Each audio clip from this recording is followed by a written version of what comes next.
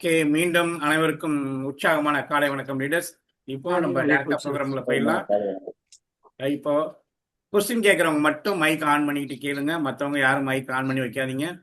நம்ம doctor Jayakumar sir நம்ம invite பண்ணலாம். Welcome sir. இன்னைக்கு உங்களுடைய அனைவருக்கும் வணக்கம். நிறைய பேருக்கு பயனுள்ளதா இருக்கு. காலை வணக்கம் சார். வாங்க சார். வணக்கம் வணக்கம் வணக்கம் வணக்கம் டாக்டர் சார். வணக்கம் சார். இப்போ கொஸ்டின் அந்த அவங்க கேட்டிருந்தாங்களா, அந்த கொஸ்டின்ல ஸ்டார்ட் பண்ணீங்களா இல்லை கேட்க சொல்லிட்டீங்களா சார்? கொஸ்டின் கேட்க சொல்லுங்க. ஓகே, நீங்க கேட்கலாம். உங்க லீடர்ஸ் உங்களுடைய கொஸ்டின் என்ன இருந்தாலும் நீங்க கேட்கலாம். ஃபர்ஸ்ட் விஷாலட்சுமி மேடம் தான் தம்ஸ் பண்ணிருக்காங்க. அவங்க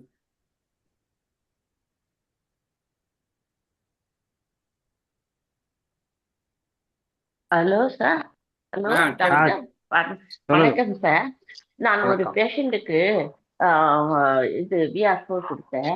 அவங்க என்ன சொல்றாங்கன்னா, இப்போ உதடு ஒட்டுது, நான் 10 சாப்பிடுங்கன்ற உதடு ஒட்டுது, அதனால பேச கூட முடியல.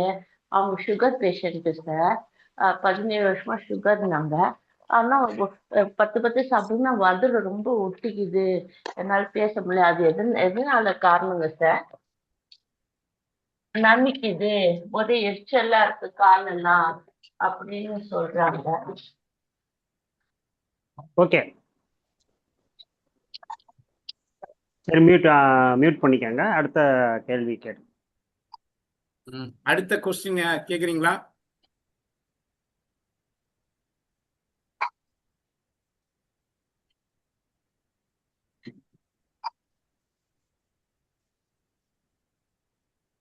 லீடர்ஸ் நிறைய பேர் சொல்லியிருந்தீங்க, நீங்க கேட்கலாம். உங்களுடைய மைக்கை ஆன் பண்ணிட்டு கேட்கலாம். நீங்க வணக்கம் சார்.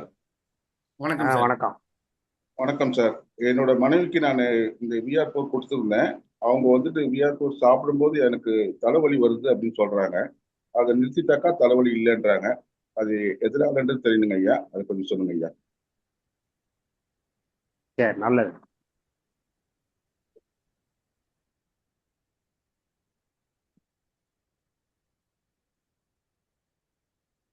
வணக்கம் சார். டைப் 1 சுகர் நம்ம கேப்சூல்ல சரியா இருக்குங்களா சார்?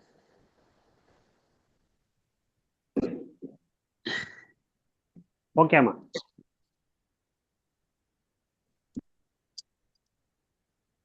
Next leaders.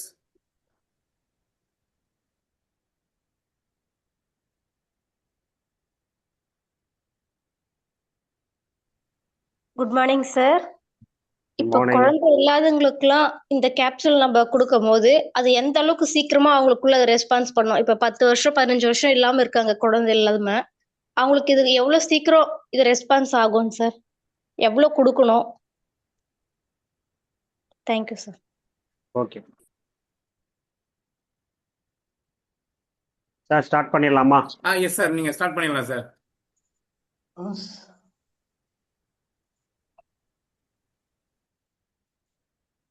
மீண்டும் அனைவருக்கும் உற்சாகமான காலை வணக்கம்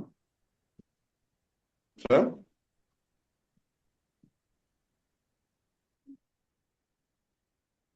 சார், எல்லாரும் மியூட் பண்ணிக்கங்க. யாராரு மியூட் பண்ணலையே அவங்க எல்லாம் மியூட் பண்ணிக்கங்க.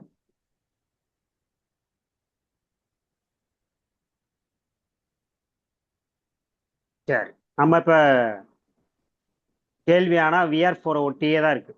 சரி, தார்னிகா மேடம் மட்டும் வேற சில கேள்விகள்லாம் கேட்டிருக்கிறாங்க. பொதுவாக நம்ம ஒரு விஷயத்த கவனத்தில் எடுத்துக்கிறணும். இந்த விஆர்4 சாப்பிட்றது மட்டுமே போதுமா அப்படிங்கிற ஒரு கேள்வியை நீங்கள் எல்லாத்துட்டையும் எழுப்பி தான் ஆகணும்.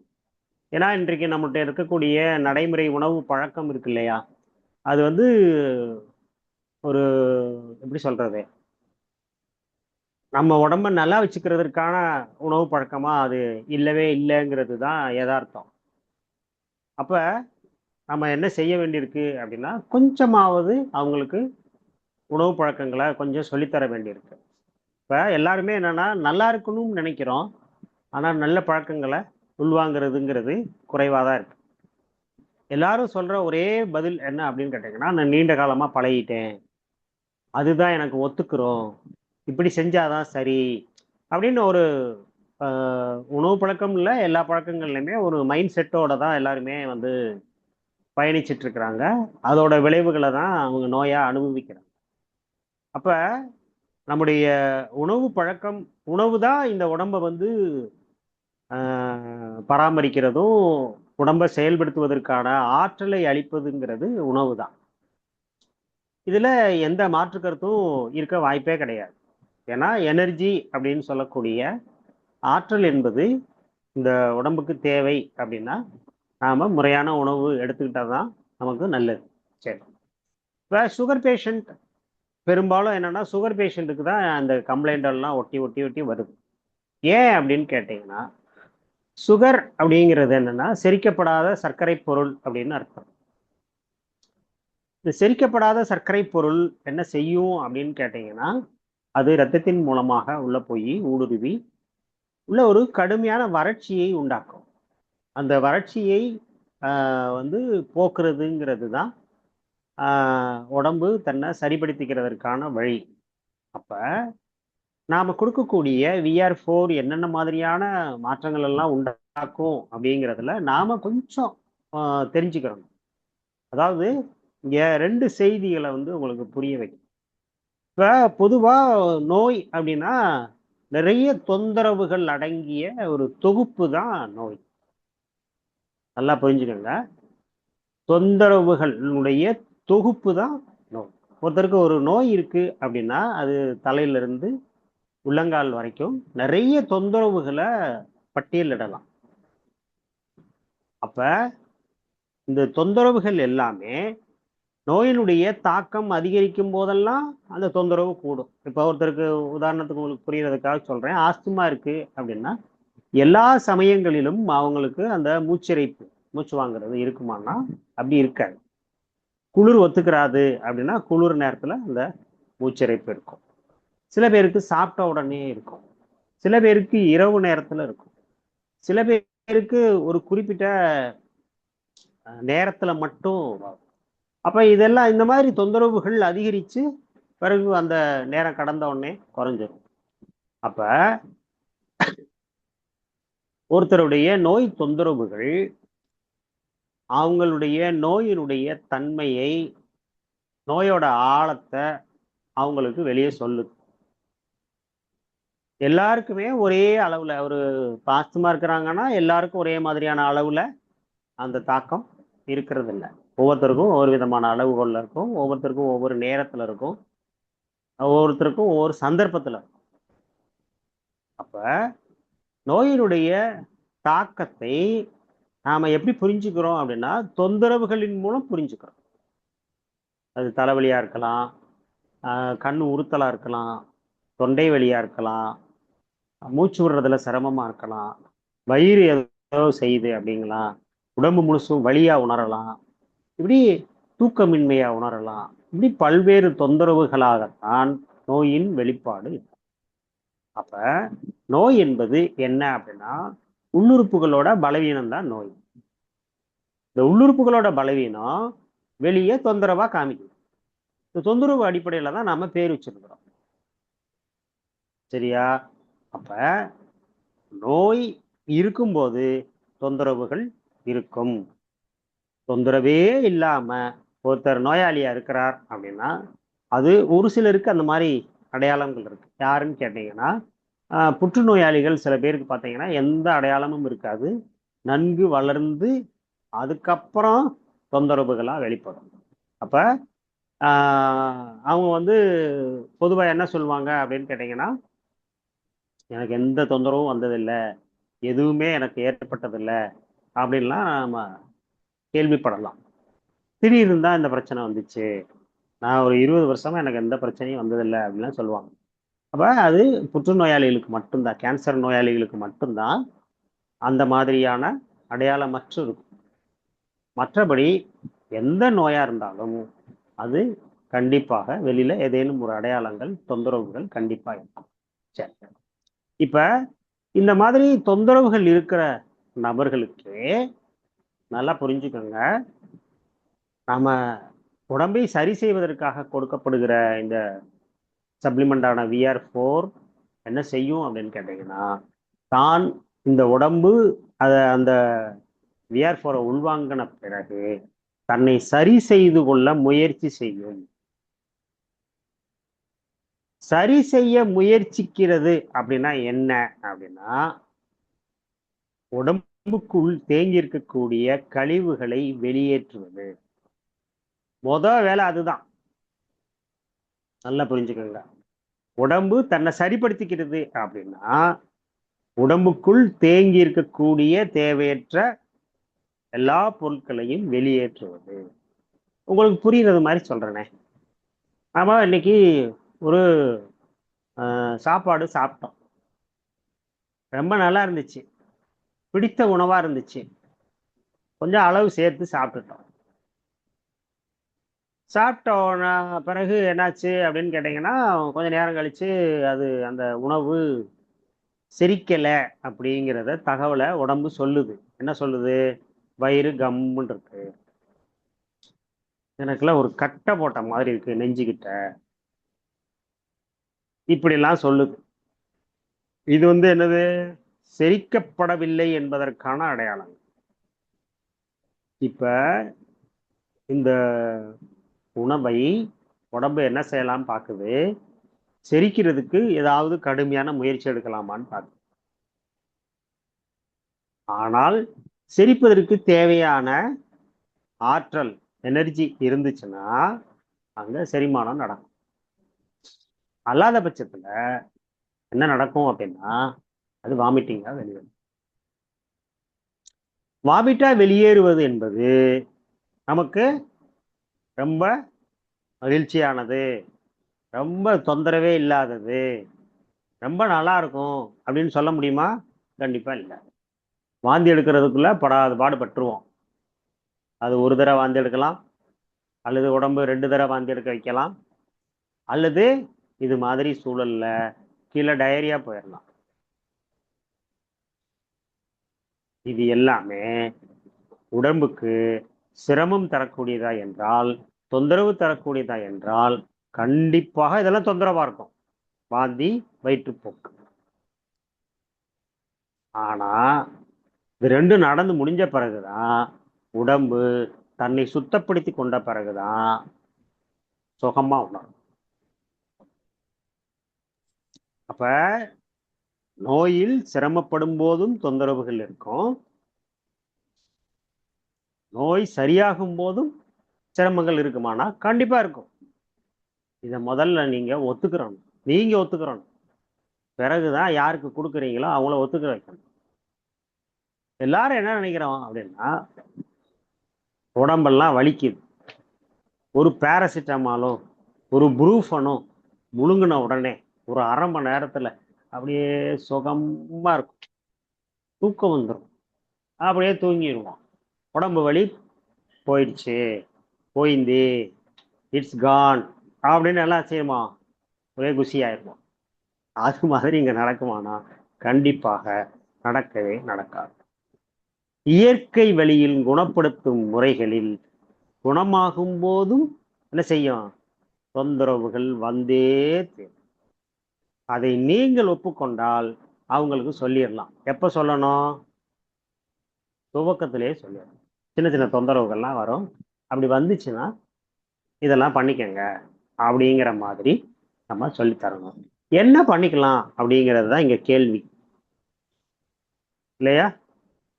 நீங்க மாதிரி சொல்லிட்டீங்க, உங்களுக்கு எல்லாம் தெரியும், எங்களுக்கு ஒண்ணுமே தெரியாது சார், நாங்கெல்லாம் என்ன சார் செய்யறது அப்படின்னு நீங்க கேட்கலாம். பொதுவா என்னன்னா,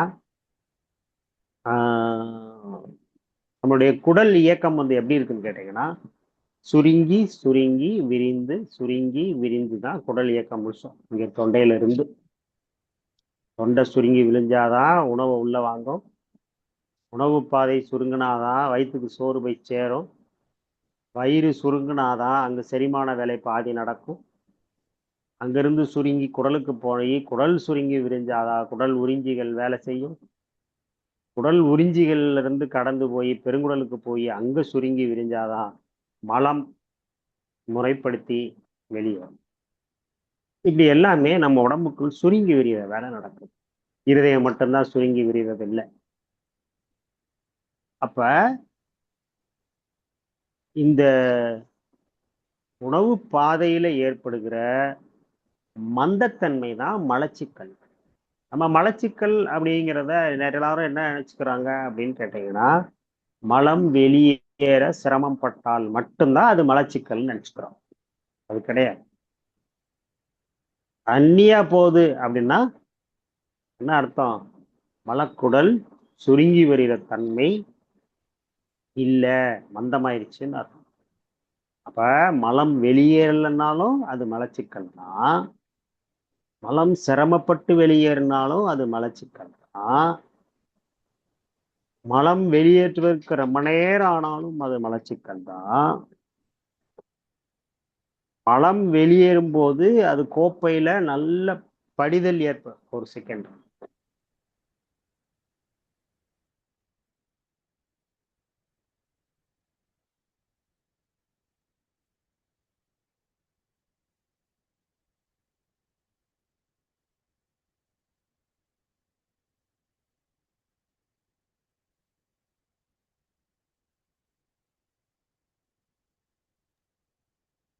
மன்னிக்கணும். அப்ப மலச்சிக்கல் அப்படிங்கிறதுல முறையாக மலம் வெளியேறலனாலே அது மலச்சிக்கல் தான். அதை வந்து வேறு வேறு வடிவத்துல தான் நீங்க யோசிக்கவே கூடாது. இப்போ ஒரு மலம் கழிக்க போறோம், கொஞ்சம் போயிருச்சு, ஆனா இன்னும் நிறைவடையலை, நம்ம இன்னும் முழுசா வெளியேறல அப்படின்னு, அது பிரிச்சு பிரிச்சு பிரிச்சு பிரிச்சு போகுது அப்படின்னா அதுவும் மலச்சிக்கல் தான்.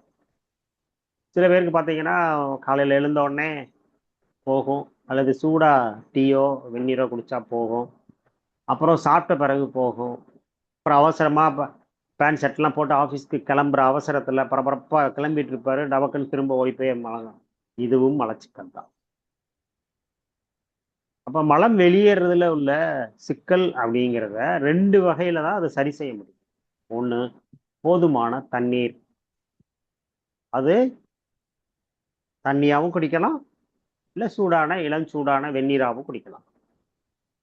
அது அவங்கவுங்க உடல் வாகு அல்லது அவங்களுடைய அந்நேரம் எப்படி குடிக்கணும்னு தோணுதோ அப்படி குடிச்சுக்கலாம். இந்த இளஞ்சூடான வெந்நீர் அப்படின்னா, இப்போ நிறைய வீடுகளில் பார்த்தீங்கன்னா தண்ணியை வந்து குடிக்கிறதுக்குன்னு உள்ள தண்ணியை பெரிய பானையில் மொத்தமாக கொதிக்க வச்சு ஆற வச்சு குடிப்பாங்க. அது காரணம் என்ன அப்படின்னு கேட்டிங்கன்னா, அந்த தண்ணீரில் உள்ள கிருமிகளை, பாக்டீரியாக்களை கொன்று 100 டிகிரிக்கு கொதிக்க வச்சுட்டு வச்சா அதில் வந்து தண்ணி வந்து சுத்தப்படுத்தப்படுகிறது, கிருமி நீக்கம் செய்யப்படுகிறது, 0 பாக்டீரியாவா மாத்திரம் அப்படின்லாம் சொல்லுவாங்க. ஆனால் ஒன்று என்னன்னு கேட்டால், எந்த பாக்டீரியாவையும் நாம் கொல்லலாம் முடியாது. எந்த பாக்டீரியாவையும்.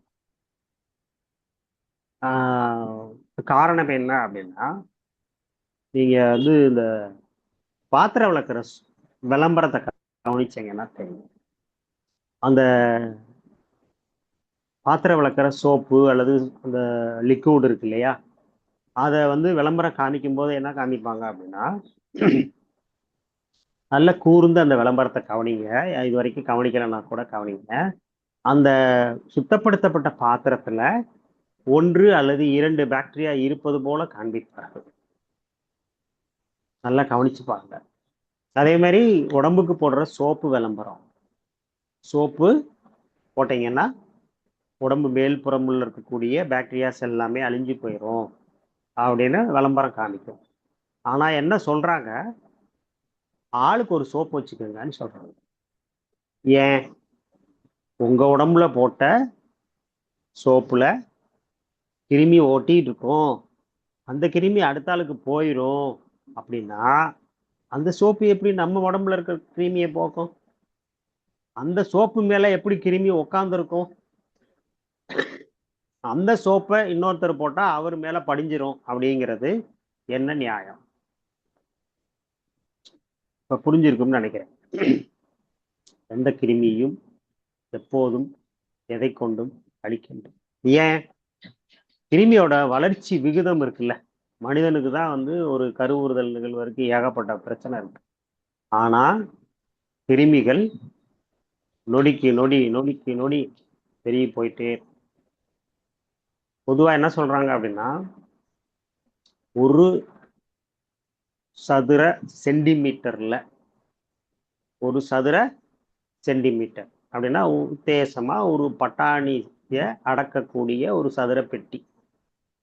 அதுக்குள்ள குறைந்த அளவு 5 கோடி கிருமிகள் இருக்கலாம்ங்கிறாங்க.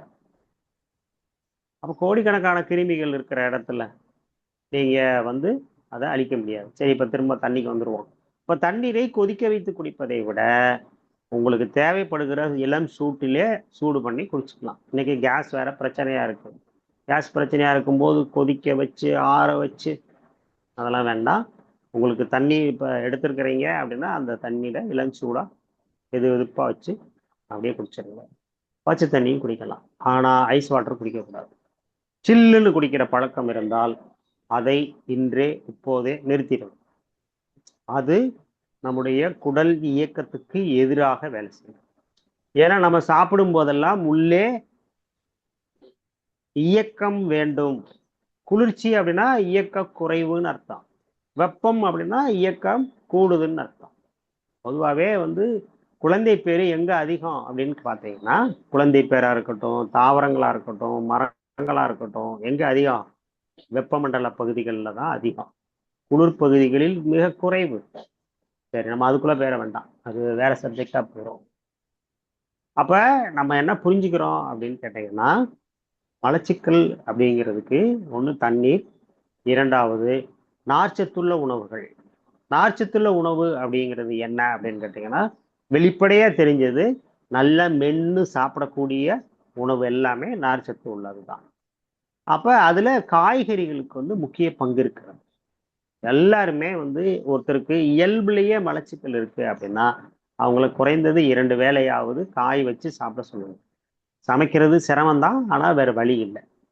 ஏன்னா வயதானவங்களா இருக்கிறாங்க அப்படின்னா அக்கம் பக்கத்துல எங்கேயாவது காய் சமைத்து தரக்கூடிய உணவகங்கள்லாம் இப்போ நிறைய வர ஆரம்பிச்சிருச்சு. அவங்ககிட்ட சொல்லி வச்சு காய் வாங்கி கூட சாப்பிடலாம். காய்கறி எந்த அளவுக்கு நம்ம அதிகமாக எடுத்துக்கிறோமோ அப்போதான் மலச்சிக்கல். பழங்களை பொறுத்த வரைக்கும் நல்லா மென்று சாப்பிடக்கூடிய பழம், அப்புறம் பப்பாளி. பப்பாளியில் வந்து நார்ச்சத்து அதிகம் இருக்கிறது, ஆனால் அது வெளிப்படையாக தெரியாது. அதுக்கு பேர் என்னன்னா கரையும் நார்ச்சத்து தான் அந்த பப்பாளியில் இருக்கு. அப்போ நார்ச்சத்தை அதிகப்படுத்துவது. பிறகு என்ன உணவுல சிறுதானியங்கள் அப்படின்னு சொல்லக்கூடியது கேழ்வரகு, வரகு, சாமை, திணை, இது மாதிரியான சிறுதானியங்கள்ல நார்ச்சத்து அதிகம். அதே போல பாரம்பரிய அரிசிகள் அப்படின்னு சொல்றது என்ன அப்படின்னு கேட்டீங்கன்னா, தீட்டாத அரிசி. எதெல்லாம் தீட்டாத அரிசி கிடைக்குதுன்னா அந்த அரிசியை பயன்படுத்துங்க. சிறுதானியங்களை அதிகமாக பயன்படுத்துங்க. என்னை பொறுத்த வரைக்கும் அதிகமாக சிறுதானியங்கள் பயன்படுத்துவது மிக நல்லது. பொதுவாக என்னன்னா, நார்ச்சத்துள்ள உணவுகள் எல்லாமே வெப்பம் தரக்கூடியது. நம்ம இந்த வெப்பத்தை வந்து 2ஆ பிரிச்சு பார்க்கணும். உடம்பு புளிச்சு போய் நொதிக்கும் போது, ஃபெர்மெண்டேஷன் ஆகும் போதும் ஒரு வெப்பம் உண்டாகும். நல்லா பார்த்தீங்கன்னா சாராயத்துக்கு பேர் என்னன்னா ஹார்ட் ட்ரிங்க்னு பேரு. அது என்ன ஹார்ட் ட்ரிங்க் அப்படின்னா தேவையற்ற வெப்பத்தை உண்டாக்கக்கூடியது. அதனாலதான் அந்த சாராயம் குடிக்கிறவங்க எல்லாத்துக்கும் பார்த்தீங்கன்னா சலன்னு வேர்த்து கொட்டி இதாயிடும். அப்ப என்னன்னா அது ஒரு தேவையற்ற வெப்பத்தை உண்டாக்கக்கூடியது. அதாவது வெப்பம் என்பதை 2ஆ பிரிச்சு பார்க்கணும். உடம்பு புளிச்சு போய் நொதிக்கும் போது ஏற்படுகிற அதாவது நொதித்தல் அப்படிங்கிறது ஃபெர்மெண்டேஷன்ல ஒரு வெப்பம் உண்டாகும். அது நமக்கு எதிரான வெப்பம். ஆனா நம்ம நல்ல தரமான உணவுகள் சாப்பிடும்போது ஏற்படுகிற வெப்பம்ங்கிறது நம்ம உடம்பு இயங்குவதற்கான ஆற்றல். 2ஐயும் குழப்பிடக்கூடாது.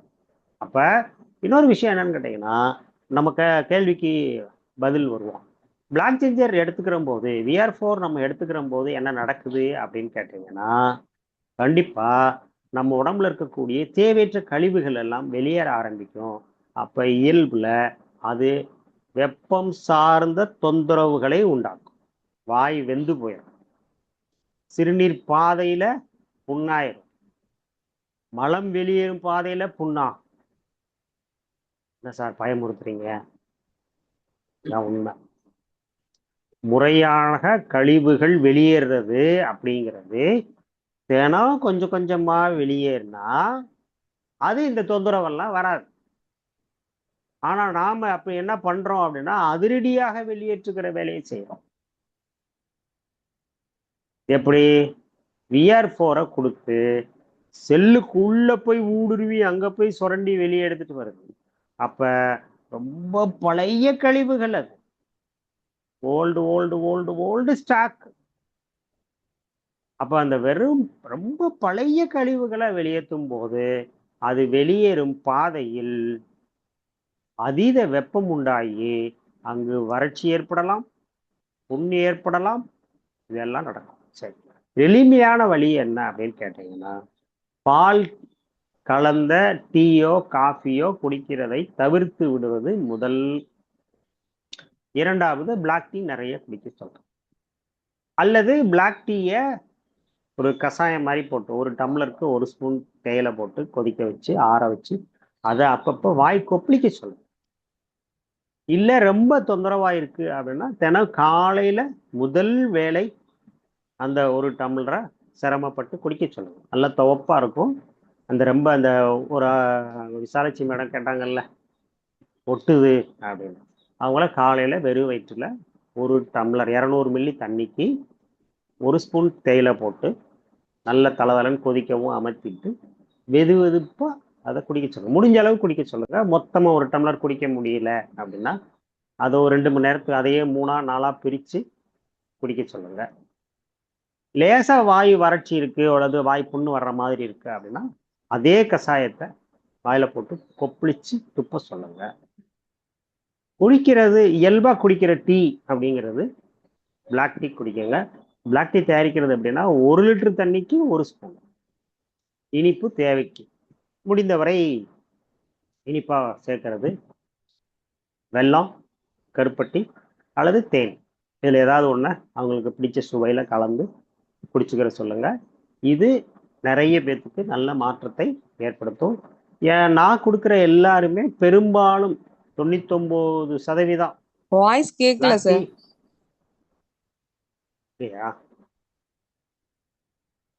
இல்ல கிளியரா இருக்கு, வாய்ஸ் கிளியரா இருக்கு சார். Clear clear clear.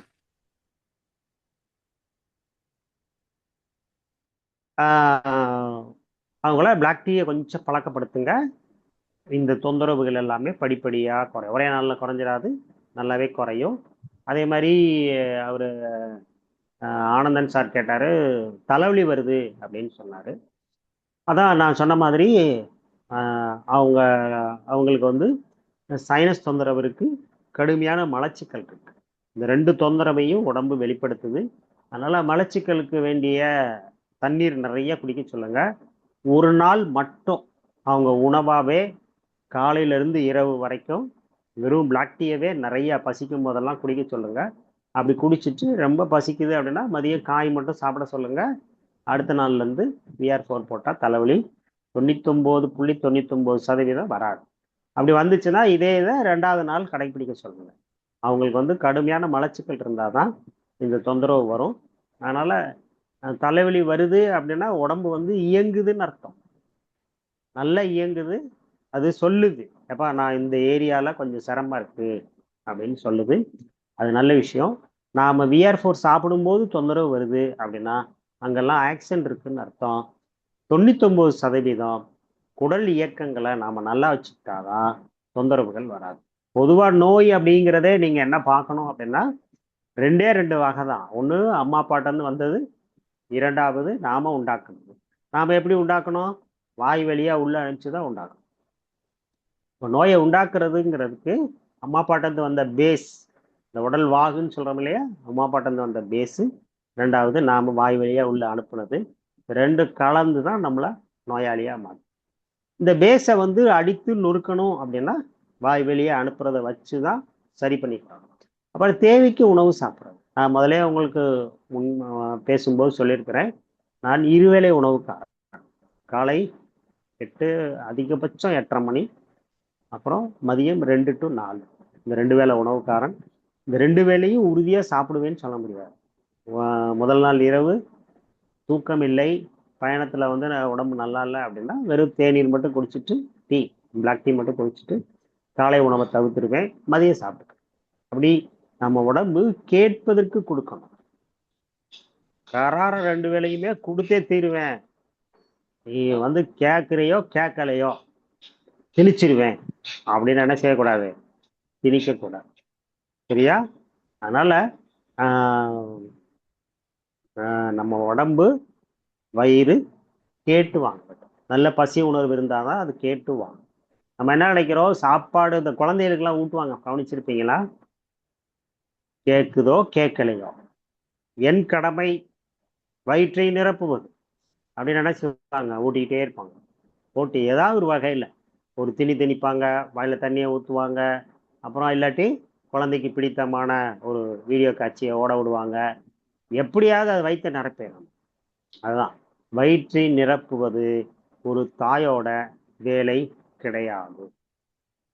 குழந்தையின் பசியறிந்து உணவை கொடுப்பது தான் தாயோட வேலை. அது அது ஒரு பெரிய சப்ஜெக்ட். அதுக்குள்ள நான் போய் நேரத்தை விரயம் பண்ண வேண்டாம். இப்ப நான் இதுவரை பேசியதுல உங்களுக்கு புரியாத பகுதி ஏதாவது இருந்தா அதுல இருந்து கேள்வி கேளுங்க, நம்ம மிச்ச பகுதியை தொடருவோம்.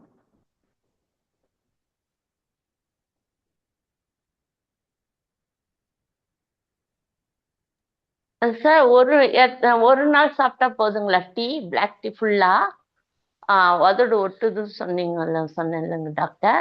அவங்களுக்கு ஒரு நாள் ஃபுல்லா அந்த மாதிரி சாப்பிட சொல்லணுங்களா? எத்தனை நாள் என்பது அவங்க உடம்ப பொறுத்தது. அதை எதையுமே ஃபிக்ஸ் பண்ணக்கூடாது. ஒரு நாள் சாப்பிட்டா நல்லா இருக்கு அப்படின்னா போதும். சாப்பிட்டா இப்போ ஒரு நாள் சாப்பிட்டுட்டாங்க, 2-3 நாள் அவங்க எப்போதும் சாப்பிட்ற சாப்பாடு சாப்பிட்றாங்க, அது போதும். அது திரும்ப வர்ற மாதிரி இருக்குன்னா அது தொடர்ச்சியா ஒரு 2 நாள் 3 நாள் தொடர்ந்து எடுத்துக்கிறது ஒன்றும் தப்பில்லை. பொதுவா என்னன்னா இங்க எல்லாரும் என்ன நினைக்கிறாங்கன்னா, சாப்பிடலைன்னா உடம்பு பலவீனமாயிருங்கிற மனப்பாங்கு எல்லாத்துக்குமே இருக்கும். ஆனா சாப்பாடுங்கிறது, நீங்க இப்ப பிளாக் டீ மட்டும் குடிக்க சொல்றீங்க அப்படின்னா அந்த உடம்புக்கு அந்த சமயத்துல அந்த பிளாக் டீயே நல்ல சாப்பாடுன்னு அர்த்தம். இப்போ பிளாக் டீ குடிச்சா நல்லா இருக்கு அப்படின்னா என்ன மீனிங்னா, இட்லி, தோசை, சோறு, பூரி, பொங்கல், வடை இதை தவிர்த்து அந்த பிளாக் டீயே அவங்களுக்கு போதுமான சாப்பாடுன்னு அர்த்தம். எவ்வளவுக்கு சொன்னீங்க? எவ்வளவுக்கு ஒரு ஸ்பூன் அதாவது என்னன்னா 200 மில்லிக்கு ஒரு ஸ்பூன் வந்து காலையில வெறும் வயிற்றுல குடிச்சாங்கன்னா அது நல்லா இருக்கும். அதுக்கப்புறம் ஒரு 1/2 மணி நேரம் கழிச்சு அந்த VR4 போட சொல்லுங்க. அது அவங்களுக்கு வந்து நல்ல ரிசல்ட் இருக்கும். பகல்ல குடிக்கிறது வந்து பிளாக் டீ குடிக்க சொல்லுங்க, தண்ணீர் குடிக்க சொல்லுங்க, காய்கறி நிறைய சாப்பிட சொல்லுங்க. பொதுவா ஒரு நபர் ஒரு நாளைக்கு குறைந்தது 1/2 கிலோ காய்கறியாவது சாப்பிடணும். ஆனா அதுக்காக மல்லு கட்ட வேணாம், கொஞ்சம் கொஞ்சமா அந்த காய்கறி அளவை அதிகப்படுத்தணும். அதிகப்படுத்தி காய் சாப்பிட்டாங்கன்னா நல்லது. அதே மாதிரி நார்ச்சத்துள்ள உணவு எல்லாம் இன்னைக்கு வந்து இல்லைன்னா வெள்ளை அரிசி, வெள்ளை சீனி, மைதா, வெள்ளை சேமியா, இப்படி எல்லாம் வெள்ளையா இருக்கு. வெள்ளை எல்லாமே என்னன்னா சுத்திகரிக்கப்பட்டது, தீட்டப்பட்டது, சத்து நீக்கப்பட்டதுன்னு அதுக்கு பொருள். மைதா உணவு அப்படின்னா என்ன பொருள்? சத்து நீக்கப்பட்டது. நல்ல சத்துக்கள்லாம் நுண்ணூட்ட சத்துக்கள்னு சொல்லுவோம். அதாவது நுட்பமான சத்துக்கள் எல்லாமே நீக்கப்பட்டது. இன்னொன்று, தீட்டிய அரிசியில வந்து நார் சத்து சுத்தமாக கிடையாது, அதில் கால்சியம் சுத்தமாக கிடையாது. அப்போ என்னன்னா நல்ல சத்துக்கள்லாம் நீக்கப்பட்ட ஒரு உணவை நம்ம தொடர்ந்து எடுத்துக்கிறோம் அப்படின்னா ஒரு சத்து பற்றாக்குறை வரதானே செய்யும். Thank you doctor, thank you doctor. நாட்டு சக்கரை அந்த மாதிரி போட்டு குடிக்க சொல்றேன். குடிச்சுக்கலாம். Okay, thank you so much doctor.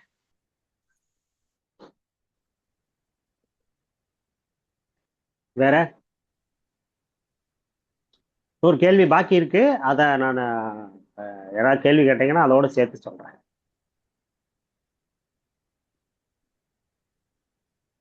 Sir வணக்கம் சார். வணக்கம் சார். வணக்கம்மா. மேடம் உங்க பேரு எங்கிருந்து பேசுறீங்க அதை சொன்னீங்கன்னா நல்லா இருக்கும். கேளுங்க சார்லாம் மேடம்.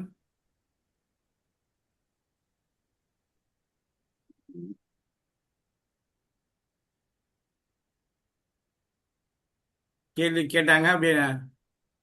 சரி, ஏதோ நெட்வொர்க் ப்ராப்ளமா இருக்கும். நான் ஒரு கேள்வி பாக்கி இருக்கு, ஓகே சார், அதையும் அதுக்கு பதில் சொல்லிடுறேன். பொதுவாக VR4 அளவு எப்படி தீர்மானிப்பது அப்படிங்கிறதுல வந்து நிறைய பேத்துக்கு குழப்பம் இருக்கிறது. ஏன்னா சில பேர் 1-2 சாப்பிட்டே நல்ல ரிசல்ட் இருக்கு அப்படின்னு சொல்றாங்க இல்லையா? பொதுவா என்ன நம்ம புரிஞ்சுக்கிறோம் அப்படின்னா, VR4 எப்படி வேலை செய்யுதுங்கிறதுல நம்ம வந்து எப்பவுமே மறக்கக்கூடாது. அது என்ன செய்யுது, உடல் முழுவதும் இருக்கக்கூடிய செல்களுக்கு உள்ளே இருக்கக்கூடிய மைட்டோகாண்ட்ரியம் அப்படின்னு சொல்லக்கூடிய ஆற்றல் மையத்துல தான் அது வேலை செய்யும். அப்போ உடம்பு முழுசும் அப்படிங்கிறது அப்படியே கோடிக்கணக்கான செல்கள் இருக்கு. அப்போ நம்ம கொடுக்குற அந்த VR4 அப்படிங்கக்கூடிய மீடியம் உள்ள இருக்கக்கூடிய எல்லா செல்களுக்குள்ளேயும் பயணிக்கிறதுக்கு நம்ம வசதி பண்ணி தரணும். பொதுவாக என்னன்னா நோய் அப்படிங்கிறது எல்லாரும் நினைச்சுக்கிற மாதிரி இப்போ தலைவலி அப்படின்னா தலையில பிரச்சனை, கல்லீரல் மஞ்சக்காமலை கல்லீரல்ல பிரச்சனை, கிட்னி பிரச்சனை கிட்னில மட்டும், மூட்டுல மட்டும் அப்படிலாம் ஒன்றும் கிடையாது. உடல் முழுவதும் தான் நோய் இருக்கு. அது வெளிப்படுகிற இடம்தான் தலை, கண்ணு, தொண்டை, நுரையீரல், இருதயம், கல்லீரல். அப்படி அப்ப நோய் எங்க இருக்கு அப்படின்னு கேட்டா பொதுவா நோய் பேர் சொல்றோம். இருதய நோயாளி, சிறுநீரக நோயாளி, சர்க்கரை நோயாளி, எலும்பு மூட்டுகள் தொடர்பான நோயாளி அப்படிலாம் கிடையாது. நம்ம புரிஞ்சுக்கிறது பேர் வைக்கிறதுங்கிறது பாதிப்பு அதிகமுள்ள பகுதியை கொண்டு பேர் வைக்கிறோம். நோய் எங்க இருக்குன்னு கேட்டா உச்சி முதல் உள்ளங்கால் வரைக்கும் நோய். அப்ப நம்ம கொடுக்குற அந்த VR4 உச்சி முதல் உள்ளங்கால் வரை உள்ள எல்லா செல்களுக்குள்ளேயும் போய் வேலை செய்யறதுக்கு தேவையானதா கொடுக்கணும். அப்ப ரொம்ப நோய் இருக்குன்னா நிறைய கொடுக்கணும், கொஞ்சம் நோய்னா கொஞ்சமா கொடுக்கணும். பொதுவா எடை அடிப்படையில நம்ம பெரும்பாலும் ஒரு அளவு தீர்மானிச்சு வச்சிருக்கிறோம். ஆனால் அந்த தீர்மானம் எல்லா நபர்களுக்கும் பொதுவானது கிடையாது. ஒரு நாளைக்கு 5 மாத்திரை சாப்பிட்டா, ஒரு 50 கிலோ இருக்கிறவருக்கு 10 கிலோவுக்கு 1ங்கிறது தான் சொல்லியிருக்கிறாங்க. ஆனால் நான் நடைமுறைப்படுத்துவது என்பது 50 கிலோ இருக்கிற நபருக்கு 10 கேப்சூல் நான் கொடுத்துட்டு வர்றேன். காலையில் 5, இரவு 5, அல்லது அதையே 2-3 பிரித்து கூட போட்டுக்கங்கன்னு சொல்லியிருக்கேன். ஆனால் அதே சமயத்தில் இப்போ சர்க்கரை நோயாளிக்கு 5 10 மாத்திரை கொடுக்குறோம் அப்படின்னா அந்த சர்க்கரை நோயாளிக்கே ஆறாத புண்ணு இருக்கிறது, அல்லது இன்சுலின் எடுத்துக்கொண்டிருக்கிறார், அவருக்கு சிறுநீரக பலவீனம் இப்போதான் ஆரம்பிக்க போகுது, அதே போல சிறுநீரகம் பாதிக்கப்பட்ட நோயாளி, அப்புறம் ஆஸ்துமா 10-20 ஆண்டுகளா இருக்கு, ரொம்ப சிரமப்பட்டுட்டே இருக்கிறாங்க, அந்த இதை இன்ஹேலர் மாதிரி வாயில பஃப் அடிப்பாங்க இல்லையா, அது ஒரு நாளைக்கு 5-6 முறை அடிக்கிறாங்க. அப்புறம் இது மாதிரி கடுமையான நோயாளிகள் எல்லாத்துக்கும் காலையில 10 இரவு 10ங்கிறது நியாயமானது, அல்லது காலை மதியம் மாலை இரவு அப்படின்னு 5 பிரித்து 20 கொடுக்கலாம். அப்போ இந்த எண்ணிக்கையை பொறுத்த வரைக்கும் அளவு கூடுவது என்பது அவங்கள விரைவாக குணப்படுத்துறதுக்கு உதவும்.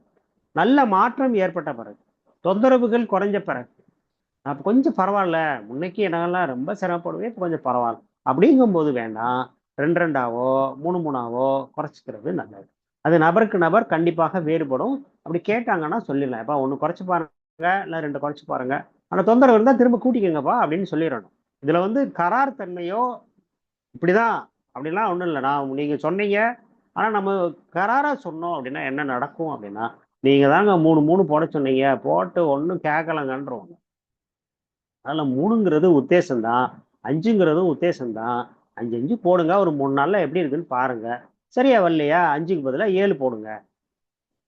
சொல்வதை முதலிலேயே சொல்லிவிட வேண்டும். அவங்க தொந்தரவுன்னு சொன்னதுக்கு பிறகு, மாற்றம் இல்லை என்று சொன்னதுக்கு பிறகு நீங்க சொன்னா அவங்களுக்கு நம்பிக்கை வராது. இப்ப நீங்க காலையில 10 இரவு 10 போட சொல்லிட்டீங்க, ஆனா அவங்க என்ன பண்றாங்க, காலையில 5 இரவு 5ன்னு போடுறாங்க. 3 நாள் கழிச்சு கேட்குறாங்க, ஒன்றும் பெருசா வித்தியாசம் தரலப்பா, நான் தான் முதலே சொன்னேன்ல 10 போடுங்கன்ட்டு, திரும்ப சொல்லலாம். அப்ப நம்ம முதலையே சொல்லியிருந்தா நம்ம திரும்ப சொல்லும்போது ஆமா அவங்களே சொன்னாங்க, நம்ம தான் குறைச்சி போடுவோம்னு குறைச்சி போட்டோம், சரி 10 போட்டுக்கிடுவோம்னு முடிவுக்கு வந்துருவாங்க. முதலையே சொல்லலை அப்படின்னா யாருக்கும் ஒரு தயக்க உணர்வு வந்துடும், வேணா மாற்றி மாற்றி பேசிக்கிட்டே இருக்கிறாங்க அப்படிங்கிற எண்ணம் யாருக்கும் வரும். அதனால அளவை பொறுத்த வரைக்கும் கூடுதலான அளவு நல்லது. இன்னொரு கேலியா சொல்லிடணும், ஒன்றும் இல்லைங்க, மறந்தாப்புல நீங்கள் ஒரு டப்பாவை திறந்து 50 கேப்சூலை ஒன்றா போட்டீங்கன்னா கூட நல்லது மட்டும்தான் நடக்கும், கண்டிப்பாக உடம்பு எதிராக வேலை செய்யும். ஏன்னா நம்ம உடம்புக்குள்ள கோடிக்கணக்கான செல் இருக்கு. அந்த செல்களுக்கு செல்லை தூய்மைப்படுத்தி அந்த செல்லோட வேலையை அதிகப்படுத்துறதுக்கு தான் இது கொடுக்குறோம்.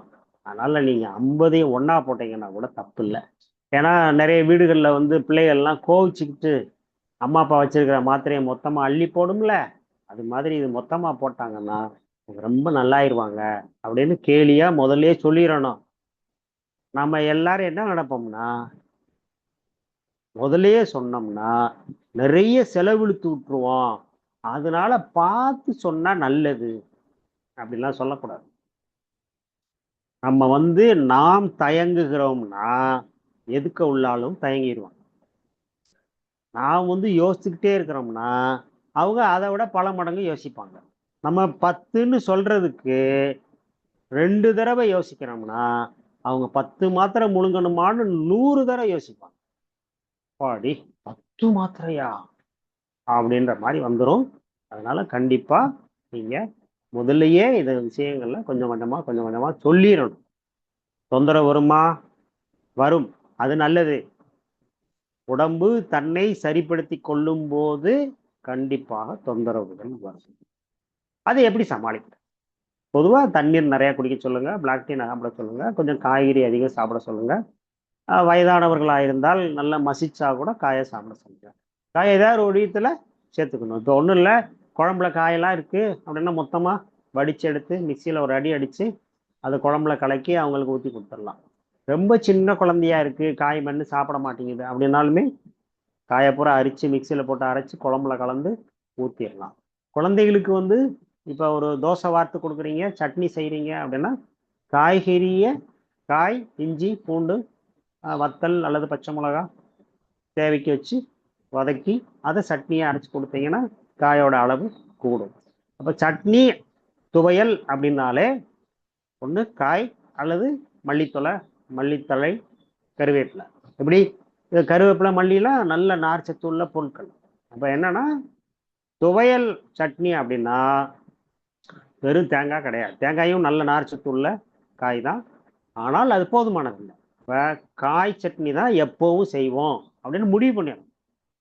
அப்படின்னா காயோட அளவு மறைமுகமாக அதிகரிக்கும்.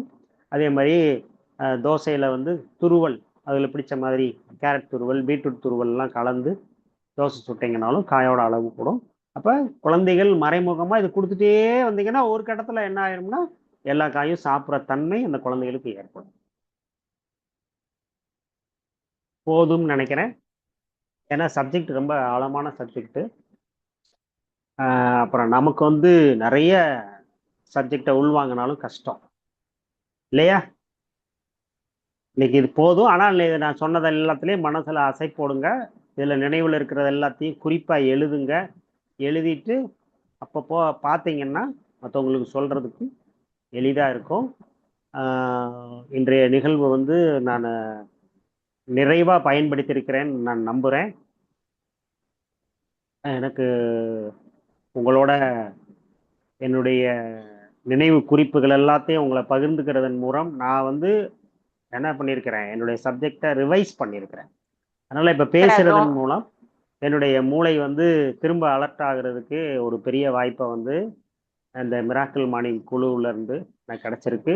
அதுக்கு நம்ம சிவராமன் சாருக்கு மிக்க நன்றி. இந்த குழுவில் என்னோடு பங்கேற்ற அனைவருக்கும் நன்றி. வணக்கம்.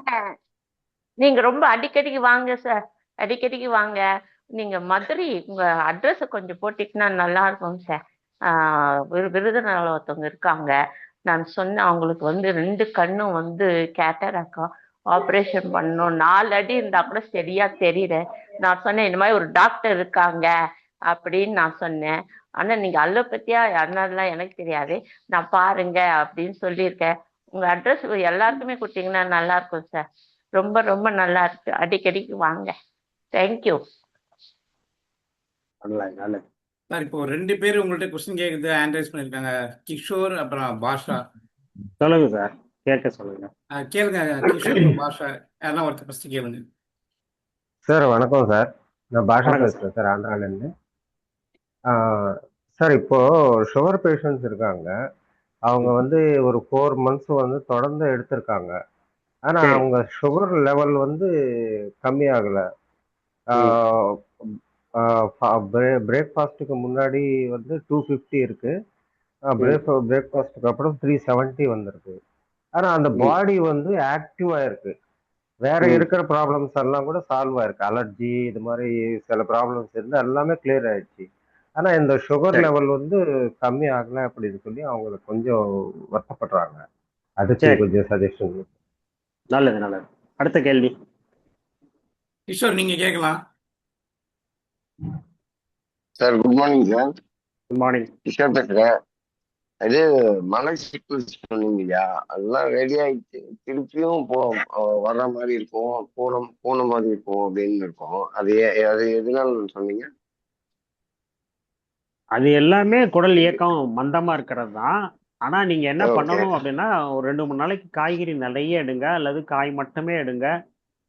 மாவு ஓகே. பொருள், அதாவது மாவு பொருள்லாம் இட்லி, தோசை, சோறு இதெல்லாம் கொஞ்சம் குறைச்சிட்டு காலை உணவு ஓகே. பப்பாளியாகவும், மதிய உணவு வெறும் காயாகவும் எடுத்துக்கோங்க. 2-3 நாள் எடுத்தீங்கனாலே நல்ல மாற்றம் உண்டு. அதாவது குடல் இயக்கம் வந்து ஓகே. முழுமை அடையலை. அதாவது அது நான் சொன்ன மாதிரி எல்லாமே சுருங்கி சுருங்கி விரிகிறது தான். அது சுருங்கி சுருங்கி ஓகே. விரிகிறது மந்தமாகும் போது என்ன ஆகும் அப்படின்னா, அது முழுமையா வெளியேற்ற முடியாது. எல்லாமே நகர்த்தி கொண்டு வர்றது தான். கொஞ்சம் கொஞ்சமா எல்லாத்தையுமே இங்க ஆரம்பிச்சு உணவு தொண்டையில ஆரம்பிச்சு கடைசி மலவாய் வரைக்குமே நகர்த்த தான் செய்யணும். எதுவுமே அப்படியே குழாயில போட்ட மாதிரி அப்படியே கீழே கூடி இறங்குறதெல்லாம் கிடையாது.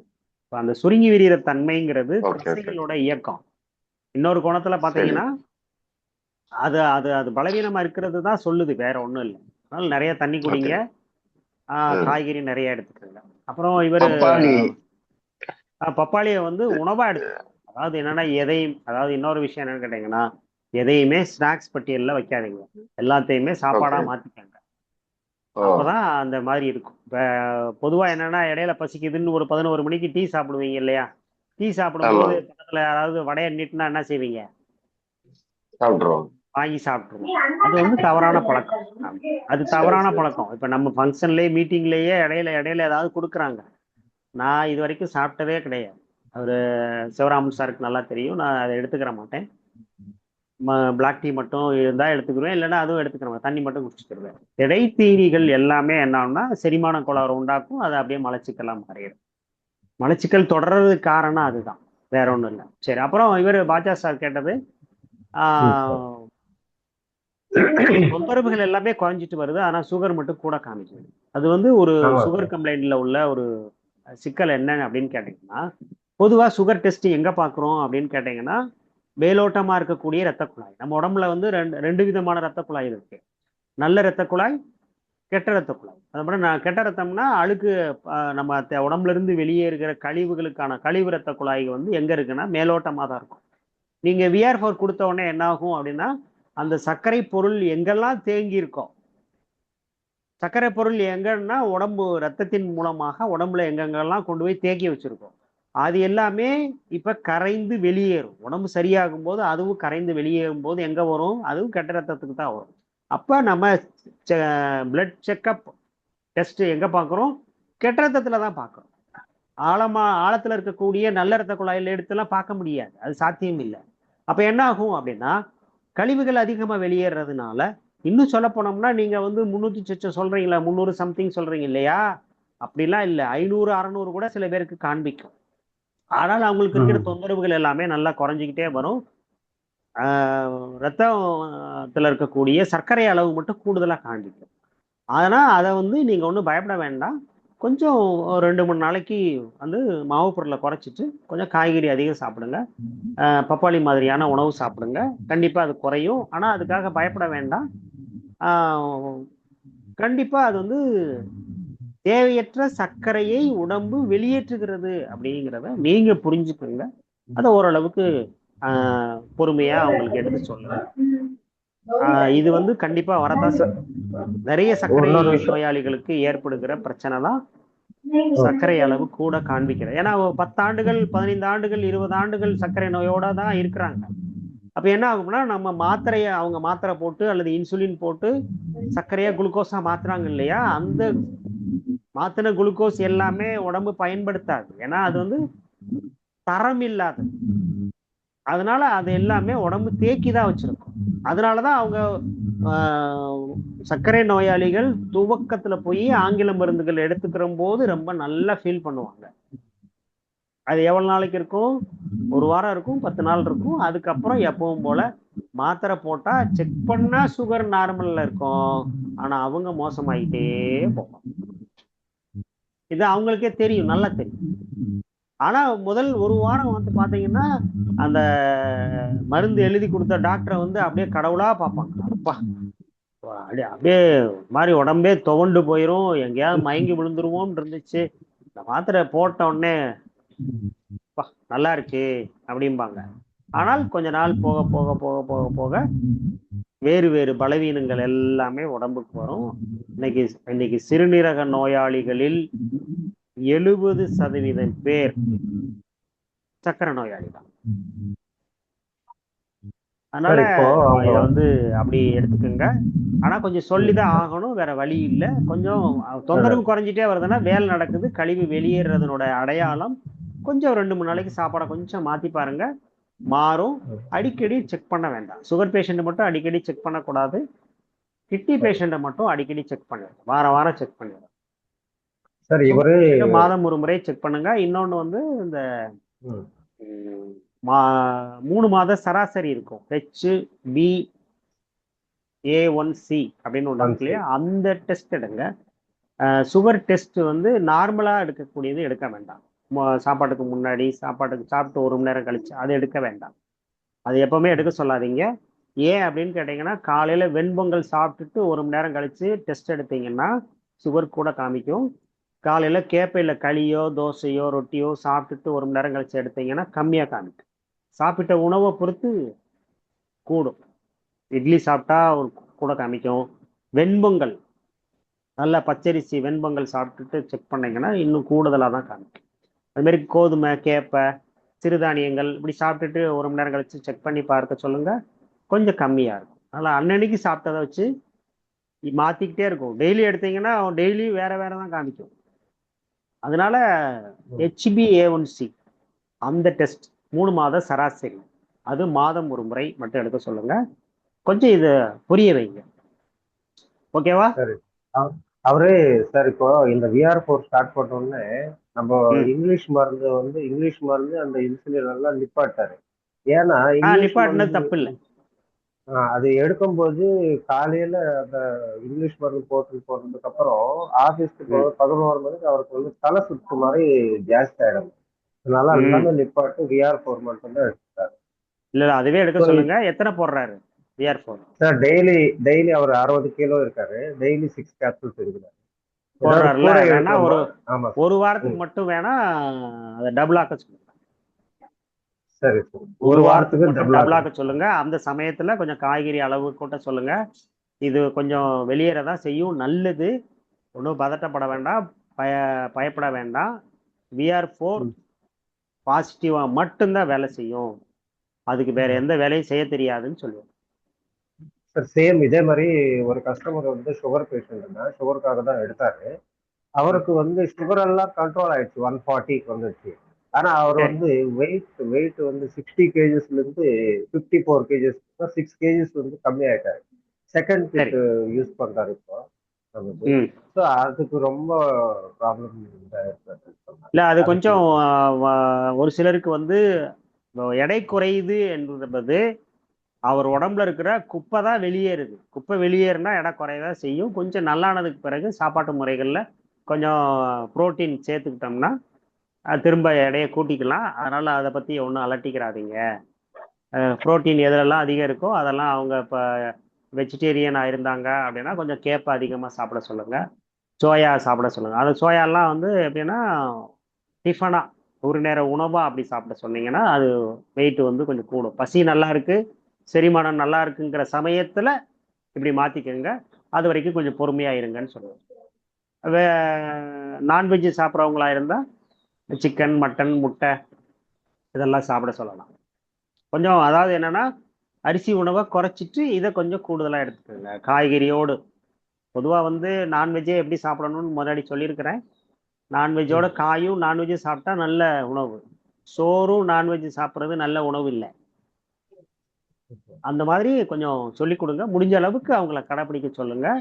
மற்றபடி வெயிட் லாஸ் ஆகுறதுனால உங்களுக்கு வந்து எந்த பிரச்சனையும் இல்லை. அது கழிவு வெளியேறதுனால குறைய தான் செய்யும். அது உள்ள இருந்து உங்களை மோசமாக்கின குப்பை தான் வெளியேறி இருக்கு அப்படின்னு சொல்லுங்க. அப்புறம் கூட்டிக்கலாம் அப்படின்னு சொல்லுங்க. தேங்க்யூ சார் நிறைவு செய்யலாமா? ஓகே சார், நன்றிங்க சார்.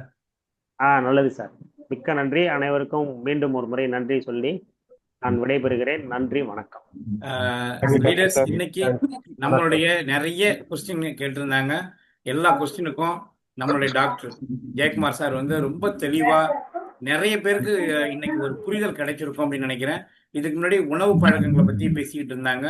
இன்னைக்கு கொஸ்டின் கிட்ட ஒரு 6-7 பேர் கேட்டிருந்தாங்க. அத்தனை பேருடைய கொஸ்டினுக்கும் சார் தெளிவா ஆன்சர் பண்ணாங்க.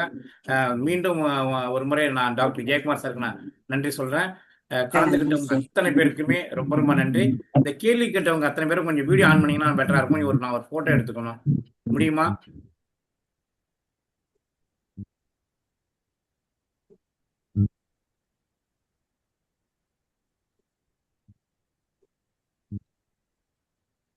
ஓகே. ஜெயக்குமார் சார், மிக்க நன்றி. இன்னைக்கு நாங்கெல்லாம் ரொம்ப கொடுத்து வச்சிருக்கோம். நீங்க இந்த குழுல இருந்து எங்களுக்கு எல்லாருக்குமே ஒரு பெரிய வழிகாட்டுதலா இருக்கு. Thank you so much sir. Doctor really great. ரொம்ப அருமையா இருந்தது. பெரிய இன்ஃபர்மேஷன் கொடுத்தீங்க. எல்லாமே பயனுள்ள. Thank you so much. Thank you sir. Thank you sir. Thank you. Okay leaders, Thank you ரொம்ப நன்றி. so much. Very happy. Thank you. நாளைக்கு ஒரு சிறந்த லீடரோட நாளைக்கு சந்திப்போம். புதிய தகவல்களோட வரும். கூடிய விரைவில் நிறைய பேர் எனக்கு பர்சனலா மெசேஜ் போட்டிருக்காங்க. என்ன அப்படின்னா, ஒரு கஸ்டமர்கிட்ட போயிட்டு நம்ம எப்படி அப்ரோச் பண்றது, ப்ராடக்டை பத்தி எப்படி பேசுறது, நீவா ஒரு ப்ராஸ்பெக்ட் ஒரு ஸ்ட்ரேஞ்சரை எப்படி அப்ரோச் பண்றது, இதெல்லாம் கொஞ்சம் நல்லா இருக்கும் அப்படின்னு கேட்டிருந்தாங்க. அதுக்கு கூடிய விரைவில் நான் இன்னைக்கு ஒரு சில லீடர்கள்ட்ட நான் டிஸ்கஸ் பண்ணிட்டு அதுவும் கூடிய விரைவில் நம்ம இந்த வோல்டன் இன்கிரெடிபிள் மிராக்கிள் மார்னிங்ல இதுவும் வரும். ஓகே, ரொம்ப ரொம்ப நன்றி லீடர்ஸ், கலந்துக்கிட்டவங்க அத்தனை பேருக்குமே நன்றி. தேங்க்யூ சார், ரொம்ப நன்றி சார். Thank you sir. ரொம்ப நன்றி சார். Thank you. ரொம்ப நன்றி.